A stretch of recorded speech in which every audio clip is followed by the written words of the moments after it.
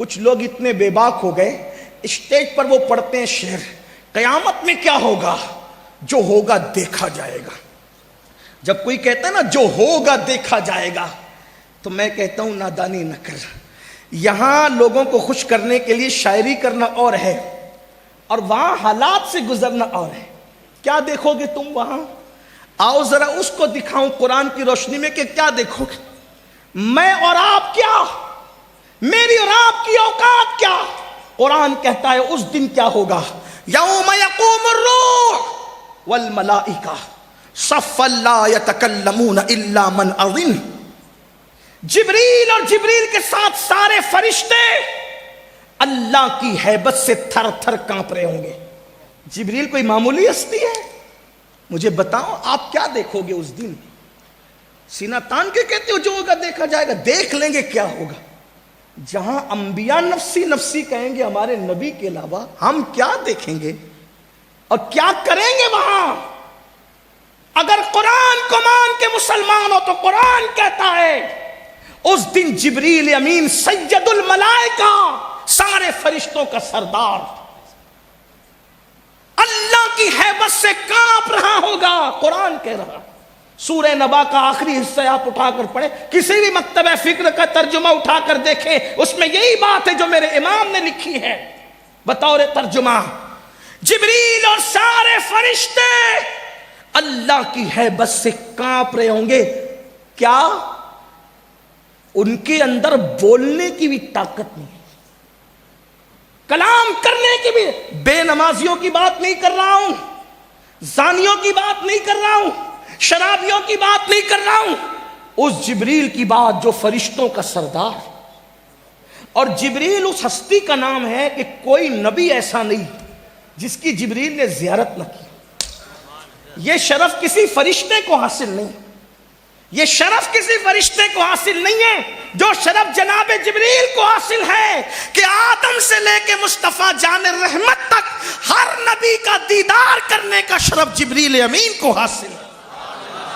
اور میرے نبی کے پاس تو جبریل بار بار آتے رہے، بلکہ تمنا کرتے تھے کہ کوئی کام آ جائے، اور اللہ فرمائے جبریل جاؤ محبوب کو یہ کام عرض کر دو۔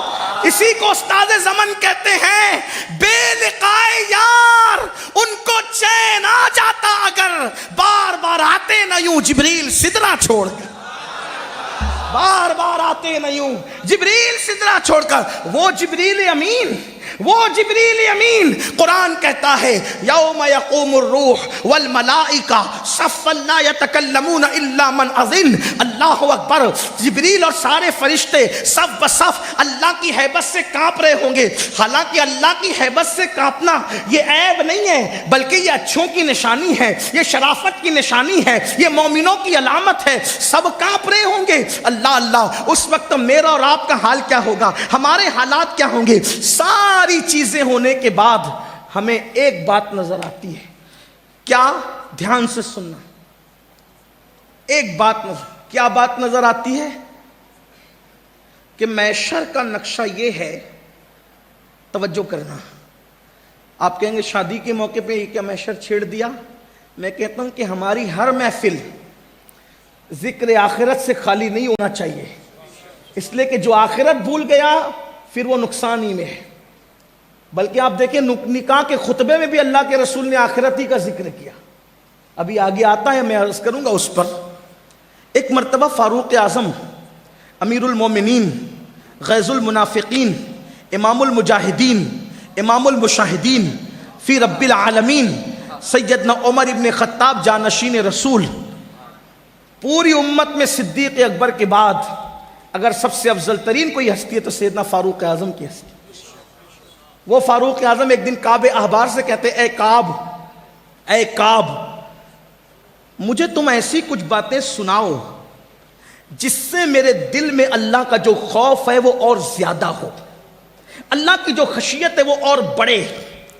تو حضرت کعب احبار، اگرچہ وہ صحابی نہیں تھے، تابعی تھے، اکثر لوگوں کا یہی قول ہے کہ وہ تابعی تھے، کیونکہ حضور علیہ السلام کے بعد پردہ فرمانے کے بعد انہوں نے اسلام قبول کیا تھا، اور ان کے اسلام قبول کرنے کا واقعہ بھی بڑا خوبصورت ہے، لیکن وہ اس وقت نہیں عرض کرتا، پھر کبھی انشاءاللہ بات کر سکیں گے۔ لیکن جلدی جلدی اپنے عنوان سے قریب آنا چاہتا ہوں، عنوان سے دور ہو رہا ہوں۔ اللہ اکبر۔ کعب احبار سے کہا کعب ذرا مجھے ایسی بات سنا کہ میرے دل میں اللہ کا خوف اور بڑھے، اور ہم اللہ کے خوف کی باتیں سننا نہیں چاہتے۔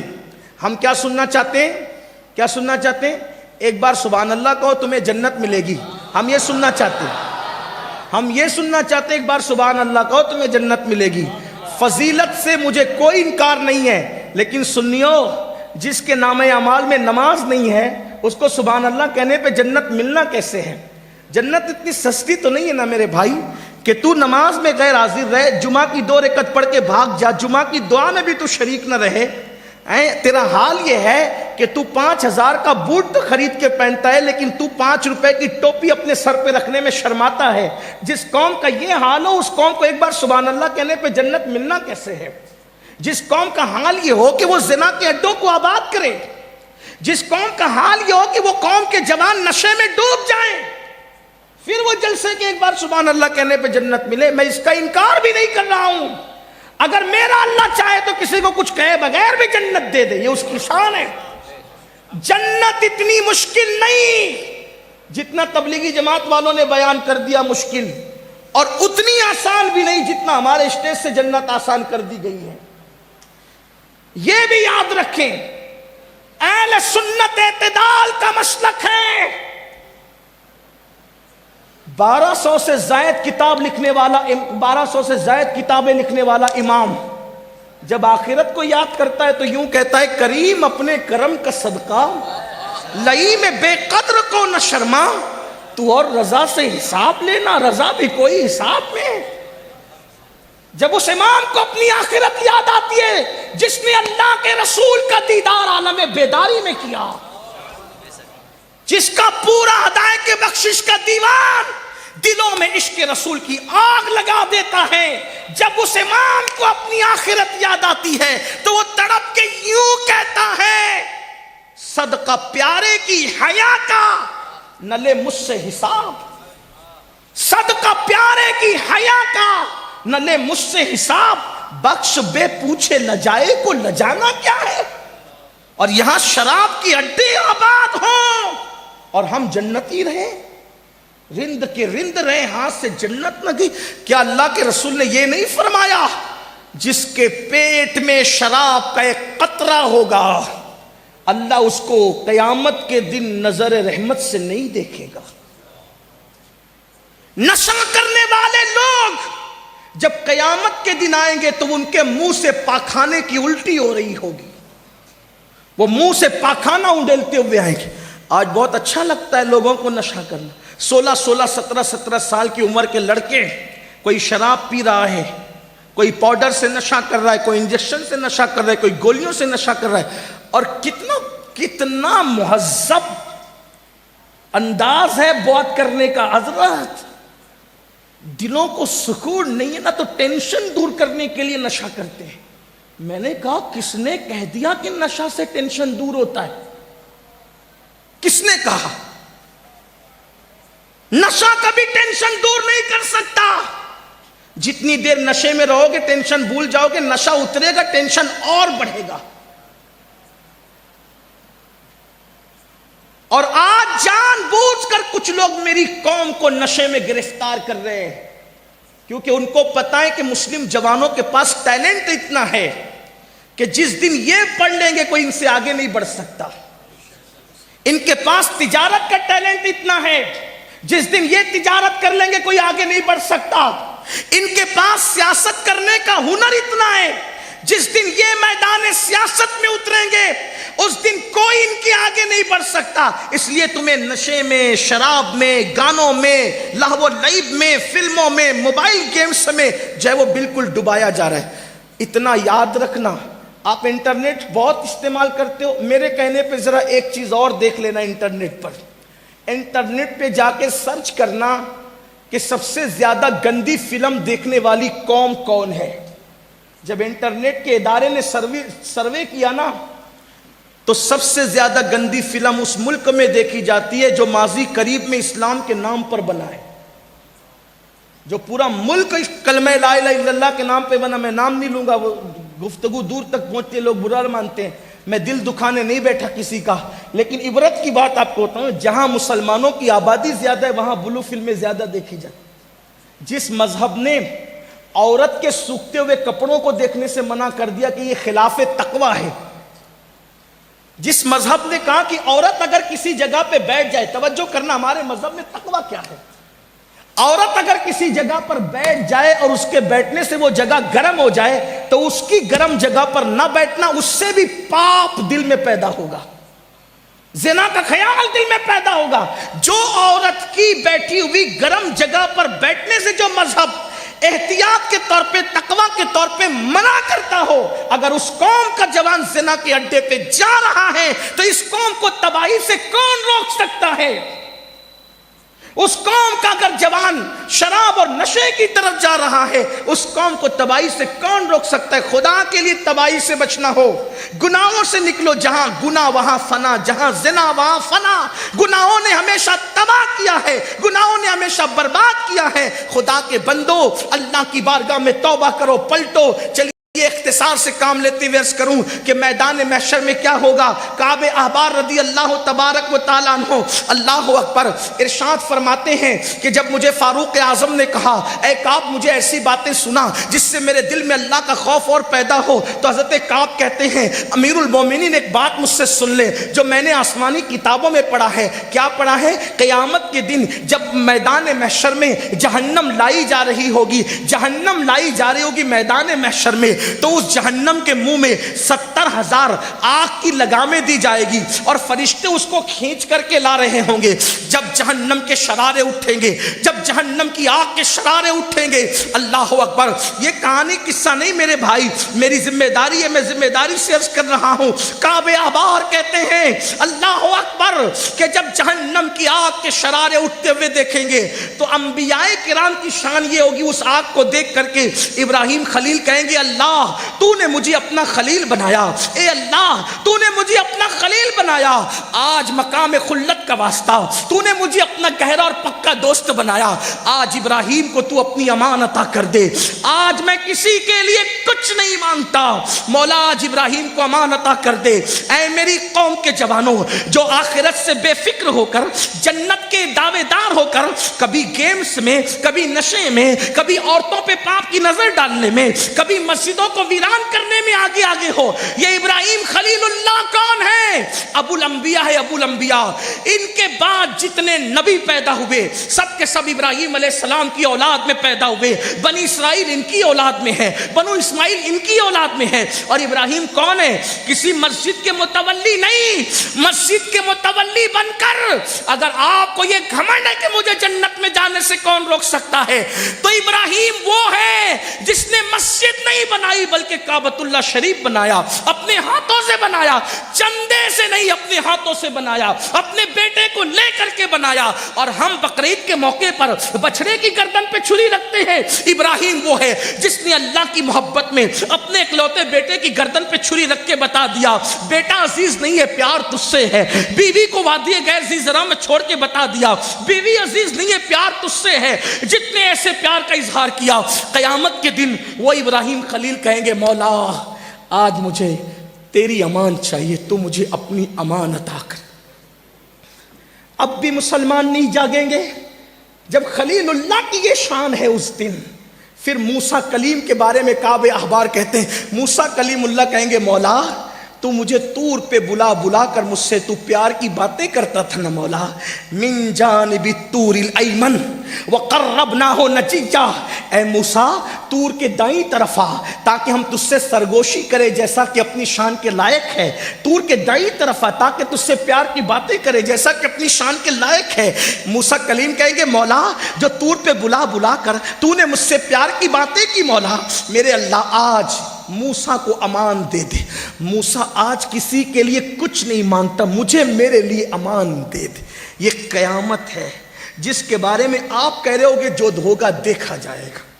ان لوگوں کو نہیں پتا تھا کیا ہوگا، جن کو سچ پتا تھا کیا ہوگا ان کا یہ حال ہے. ہے نا؟ انبیاء کرام کی شان یہ ہے، یہ شان ہے ان کی، مجبوری نہیں کہہ رہا ہوں، شان ہے، شان، اس لیے کہ اللہ سے ڈرنا عیب نہیں ہے، اللہ سے ڈرنا یہ اللہ والوں کی شان ہے۔ جس کو اللہ کی جتنی معرفت ہے وہ اتنا زیادہ اللہ سے ڈرنے والا ہے۔ اس دن عیسیٰ کلمۃ اللہ، عیسیٰ روح اللہ کہیں گے مولا تو نے مجھے بن باپ کے کنواری مریم سے پیدا کیا، مولا آج میں اپنی ماں مریم کے لیے بھی کچھ نہیں مانگتا۔ حالات اس وقت کیا ہوں گے کہ عیسیٰ علیہ السلام کہیں گے مولا آج میں اپنی ماں مریم کے لیے کچھ نہیں مانگتا، آج مجھے صرف امان دے دے۔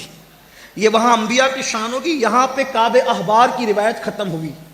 اب سنیں، جہاں انبیاء اپنے لیے امان مانگیں گے، کسی کے لیے کچھ نہیں مانگیں گے، حتیٰ کہ عیسیٰ کلمۃ اللہ اس وقت اپنی امی کے لیے بھی کچھ نہیں مانگیں گے۔ اس وقت لوگ دیکھیں گے ایک ہستی ہوگی، ایک ذات ہوگی، اپنے لب و لہجے میں کہوں کالی کالی زلف والے، کھلتے رخسار والے، خوبصورت آنکھوں والے، مہکتے پسینے والے، جن کی چال، جن کا تکلم، جن کا ترنم، جن کا خرام ناز، جن کا قد زیبا، جن کا قامت زیبا، جن کا رخ ودہا، جن کی مازاغ آنکھیں، جن کی ولے زلفیں، قرآن مقدس بیان کرتا ہے وہ پیارے مصطفیٰ، ہم سب کے آقا، ہم سب کے والی، مصطفیٰ جان رحمت، سید المعصومین، امام المعصومین، خاتم النبیین، اپنا سر سجدے میں رکھ کر اپنے لیے کچھ نہیں مانگیں گے،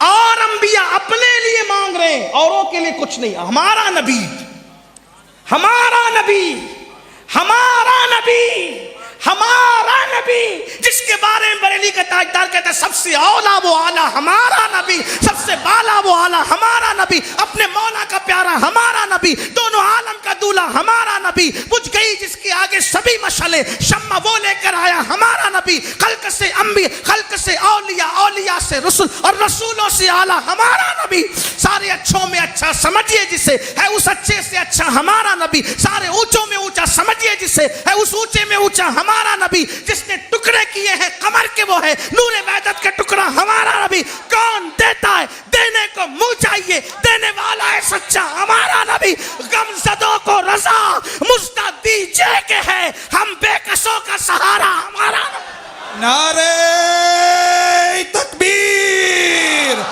نعرہ رسالت، نعرہ رسالت، نعرہ حیدری، سید امین القادری صاحب قبلہ۔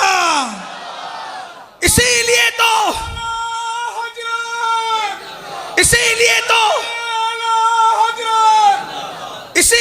ان کے چھوٹے بھائی یہ کہتے کہ فقط اتنا سبب ہے انہیں قادِ بزم محشر کا کہ ان کی شان محبوبی دکھائی جانے والی، ان کی شان محبوب، صرف ان کی شان محبوب دکھائی جانے والی۔ سنتے ہیں کہ محشر میں صرف ان کی رسائی، سنتے ہیں کہ محشر میں صرف ان کی رسائی ہے، گر ان کی رسائی، اہل علم کی توجہ چاہتا ہوں، گر ان کی رسائی، گر لو جب تو بنائی ہے، گر ان کی رسائی ہے، لو جب تو بنائی ہے، مچلا ہے کہ رحمت نے امید بندھائی ہے، کیا بات تیری مجرم، کیا بات بنائی ہے، بازار عمل میں تو سودا نہ بنا اپنا، سرکار کرم تجھ میں عیبی کی سمائی ہے، سب نے صفِ محشر میں للکار دیا ہم کو، اے بے کسوں کے آقا اب تیری دہائی ہے، مجرم کو نہ شرماؤ احباب کفن ڈھک دو، منہ دیکھ کے کیا ہوگا پردے میں بھلائی ہے، اے عشق تیرے صدقے جلنے سے چھٹے سستے، جو آگ بجھا دے گی وہ آگ لگائی۔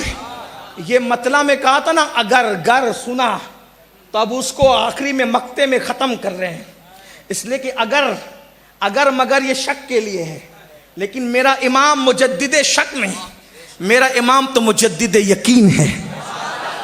شک اور جگہ ہوتا ہے نا، جب کہا اگر گر ان کی رسائی ہے، لو جب تو پھر اب یہاں قسم اٹھا کے کہتے ہیں، ایک بار نہیں 2 بار، کہتے ہیں مطلع میں یہ شک کیا تھا، واللہ رضا واللہ، مطلع میں یہ شک کیا تھا، واللہ رضا واللہ، صرف ان کی رسائی ہے اور صرف ان کی رسائی ہے،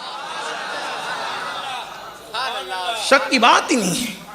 لیکن بات اب اتنی ہے، آپ خوش ہو گئے، اللہ آپ کو خوش رکھے، لیکن جو بات بتانی تھی وہ یہ کہ سب اب نفسی نفسی کر رہے ہیں، ہمارے آقا کیا کہہ رہے ہیں؟ امتی امتی، ٹھیک، امتی امتی، اس کا مطلب جنت ملنا کس کے ہاتھوں سے ہے؟ کس کے ہاتھوں سے؟ حضور کے ہاتھوں سے۔ میں اور آپ ہی محتاج نہیں ہیں، خلیل اللہ کو بھی اس دن ان کی احتیاج ہے۔ میرے آقا علیہ السلام کی حدیث ہے، ابراہیم بھی میری طرف احتیاج رکھیں گے قیامت کے دن، یہ بات میں فخر سے نہیں کہتا، آقا نے فرمایا۔ اس کو شعر میں میرے امام نے یہ کہا، وہ جہنم میں گیا جو ان سے مستغنی ہوا، ہے خلیل اللہ کو حاجت رسول اللہ کی۔ خلیل اللہ کو بھی میرے آقا کی حاجت، تو ہمیں نہیں ہوگی؟ بولو بھائی، ہوگی نا۔ حضور سے جنت مانگنے جانا ہے سب کو، اور جنت حضور نے دینا، تقسیم کس نے کرنا ہے؟ کس حالت میں، کس شان سے؟ شفاعت کی شکل میں۔ حضور جس کی شفاعت کریں گے، توجہ کرنا، اب مین بات آ رہی ہے، پوری بات ہی اہم تھی، لیکن اس بات کو بیان کرنے کے لیے اتنی لمبی چوڑی باتیں میں نے کی۔ شفاعت حضور کریں گے تب جنت کسی کو ملے گی، ورنہ جنت نہیں ملے گی۔ ایک نہیں، ہزاروں حدیثوں کا ذخیرہ ہے جس میں یہ بات موجود ہے کہ حضور جس کی شفاعت کریں گے جنت اسی کو ملے گی۔ اتنی بات سمجھ گئے؟ بہنوں کی بھی توجہ۔ اب ہمیں جانا کس کے پاس ہے؟ بولیں بولیں، حضور کے پاس۔ حضور کرم کر دیں تو بیڑا، اتنا یاد ہے؟ قیامت میں کون سہارا ہے؟ بولیں، ان کے سوا رضا کوئی حامی نہیں، جہاں گزرا کرے پسر پہ پدر کو خبر نہ ہو۔ بیٹے پہ جو گزرے گی باپ کو پتہ نہیں چلے گا، یہ حالات ہوں گے، سب نفسی نفسی کہہ رہے ہوں گے۔ بچانا حضور نے ہے، کرم کس نے کرنا ہے؟ اگر وہ کرم کر دے تو مجرموں کی بھی بنائے۔ ہاں، تمہارا نام مصیبت میں جب لیا ہوگا، ہمارا بگڑا ہوا کام بن گیا ہوگا، گناہ گار پہ جب لطف آپ کا ہوگا، کیا بغیر کیا بے کیا ہوگا، ڈھونڈائی کرے صدر قیامت کے سپاہی، وہ کس کو ملے جو تیرے دامن میں چھپا ہو۔ اللہ اکبر۔ حضور کرم کر دے تو ہم جیسے کا بیڑا پار، ہم جیسے نہیں، ہم جیسے کروڑوں کا بیڑا پار۔ ایک میں کیا، میرے اسیا کی حقیقت کتنی، مجھ سے 100 لاکھ کو کافی ہے اشارہ تیرا، دل بس خوف سے پتا سا اڑا جاتا ہے، پلہ ہلکا صحیح بھاری ہے بھروسہ تیرا۔ وہ کرم کر دے تو بیڑا پار۔ لیکن ہم ہمیشہ ایک سمت میں دیکھتے ہوئے سوچتے، کانے نہیں ہے نا ہم، ہمیں اللہ نے دعا کی تھی، تصویر کے دونوں رخ کو دیکھا کریں۔ کرم کر دیں تو ہم جیسے ناہنجار، بدنام، گنہگار، پاپی، سیاکار بخشے جائیں اور شان سے جائیں، لوگ ہم پہ رشک کریں۔ چشم بد دور ہے، بندے کو بچایا کیا ہے۔ بڑی شان ہوگی گنہگاروں کی اگر وہ کرم کر دیں، لیکن تصویر کا دوسرا رخ بھی دیکھیں۔ حضور کے پاس جائیں، دوسری حدیث یاد کریں۔